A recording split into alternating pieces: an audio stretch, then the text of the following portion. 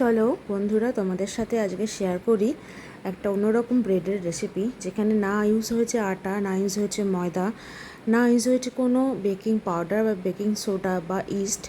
আর কতটা সহজেই একটা হেলদি ব্রেড তোমরা বাড়িতেই তৈরি করে ফেলতে পারবে, সেটাও তোমাদের সাথে শেয়ার করব।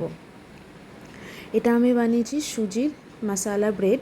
তোমরা বাড়িতে এটা অনায়াসেই বানিয়ে ফেলতে পারবে। তো চলো রেসিপিটা দেখে নেওয়া যাক। প্রথমে আমাদের যেটা দরকার, এরম একটা কাপ তোমরা নির্দিষ্ট করে নেবে পরিমাণটা। আমি এরম সাইজটা নিয়েছি, এই কাপের 1 কাপ মেপে সুজি নিয়েছি। আর এই কাপেরই হাফ কাপ নিয়ে নেব টক দই। টক দই নেবো হাফ, আর হাফ নিয়ে নেবো এই কাপের জল। নিয়ে মিশ্রণটাকে আমি ওই সুজির মধ্যে ঢেলে দেবো। জলটা কিন্তু ডিপেন্ড করে সুজির ওপর। সুজি সূক্ষ্ম বা মিহি হলে জল এটাই হয়ে যায়, কিন্তু মোটা দানা হলে জল একটু লাগবে। আমার সুজিটার মোটা দানা হওয়ার জন্য আমাকে আবার হাফ কাপ মতো জল দিতে হয়েছে। নিয়ে এটাকে আমি ভালোভাবে মিশিয়ে নেবো, যাতে কোনো ভেতরে লাম্পস না থাকে। ভালোভাবে মিশিয়ে 10 থেকে 15 মিনিটের জন্য আমি এটাকে ঢাকা চাপা দিয়ে রেখে দেবো ফুলবার জন্য সুজিকে। 10 থেকে 15 মিনিট বাদে সুজি আমার অনেকটাই ফুলে গেছে জল খেয়ে বা দইটা টেনে।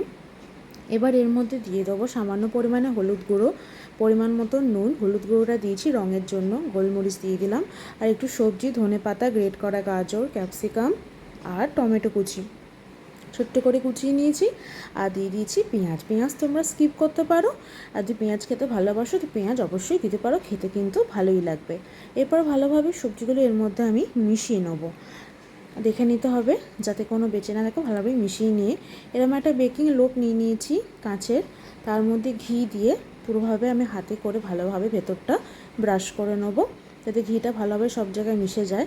এরপর ব্যাটারটায় এই ছোটো ইনোর প্যাকেটটার হাফ ইনো দিয়েছি। লক্ষ্য রাখবে গোটা কিন্তু দেবে না, হাফ দেবে। ভালোভাবে মিশিয়ে সঙ্গে সঙ্গে বেকিং লোফটাই আমি ঢেলে দিয়েছি। ইনো দিয়ে কিন্তু বেশিক্ষণ বাইরে রেখে দেওয়া যাবে না। এরপর ভালোভাবে ট্যাপ করে দিয়েছি, উপর থেকে সমান করে দিচ্ছি যাতে কোনো হাওয়া ভেতরে না থাকে। এরপর স্বাদের জন্য উপরে ছড়িয়ে দিয়েছি একটু চাট মশলা, আর একটু আমি ছোট করে কেটে রেখেছিলাম ধনেপাতা, সেই ধনেপাতাটাও উপরে ছড়িয়ে দিয়েছি। ভালোভাবে ছড়িয়ে দেওয়ার পর আমি এটা এয়ার ফ্রায়ারে বেক করব। তোমরা কড়াতেও করতে পারবে। এয়ার ফ্রায়ারে আমি কেকের যে মোড়, তাতেই 170 ডিগ্রি সেন্টিগ্রেডে 30 মিনিট মতো বেক করেছি।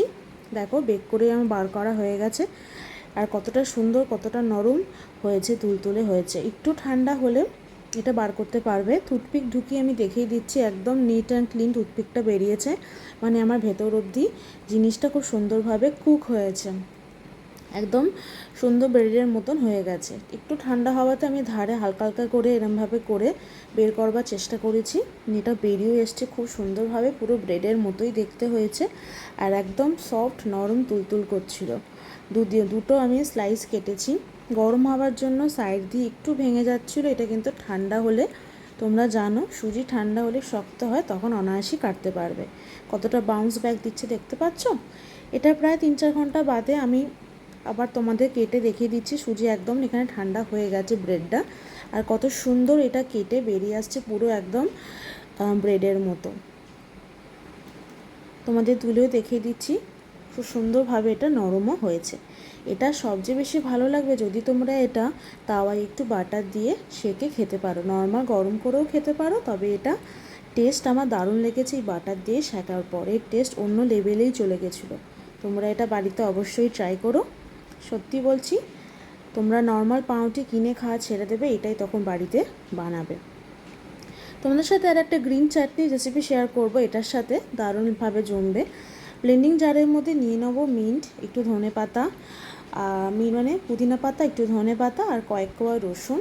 আর এর মধ্যে দিয়ে দেবো একটু কাঁচা আম। কাঁচা আম না থাকলে না দিলেও চলবে, যদি থাকে অবশ্যই দিও। দিয়ে দেবো একটু চাট মশলা, একটু বিট নুন, আর দিয়ে দেবো এর মধ্যে হাফ পাতিলেবুর রস। এই হচ্ছে উপকরণ। আর দিয়ে দেবো একটু টক দই। টক দই না থাকলে না দিতেও পারো, টক দইটার জন্য রঙটাও সুন্দর হয়, টেক্সচারটাও সুন্দর আসে। তো ওই জন্য একটু টক দই দিয়ে দিয়েছি, 2 টেবিল স্পুন মতো। ভালোভাবে মুখটা বন্ধ করে ব্লেন্ডিং জারে ঘুরিয়ে নিলেই আমাদের রেডি এই গ্রিন চাটনিটা। এই গ্রিন চাটনি দিয়ে ওই ব্রেডটা সার্ভ করেছি, আর একটু সাথে টমেটো সসও দিয়েছি।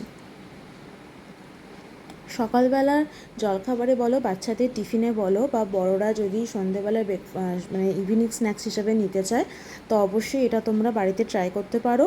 কথা দিলাম কিন্তু দারুণ লাগবে তোমাদের সবার। এই রেসিপিটা একদম ইস্ট ছাড়া বা বেকিং পাউডার, বেকিং সোডা কোনো কিছু কিন্তু এখানে ইউজ হয়নি। আর কতটা সহজেই মশলাদার ব্রেড রেডি। তো চলো, আজকে ভিডিওটা এত অবধি। ভালো লাগলে অবশ্যই লাইক করো, কমেন্ট করো।